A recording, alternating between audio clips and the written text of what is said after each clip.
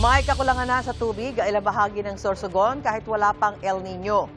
Halos nagkabitak-bitak na ang lupa sa barangay Santa Remedios sa Bulan dahil sa matinding init.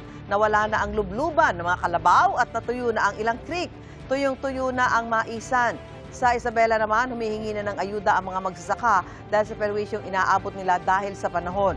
Sa datos ng Department of Agriculture, Region 2, mahigit 40% ang pinsala sa kabuuang ani ng mga mais sa probinsya dahil halos walang pag-ulan. Nitong unang linggo ng Abril nang isailalim sa state of calamity ang probinsya dahil sa matinding tagtuyot. Ganyan din ang sitwasyon sa Cagayan na isinailalim din sa state of calamity dahil sa epekto ng matinding init at energy crisis. Ayon sa Provincial Disaster Risk Reduction and Management Council, nasa mahigit 10 bilyong piso ang pinsala sa agrikultura at pangingisda sa lalawigan.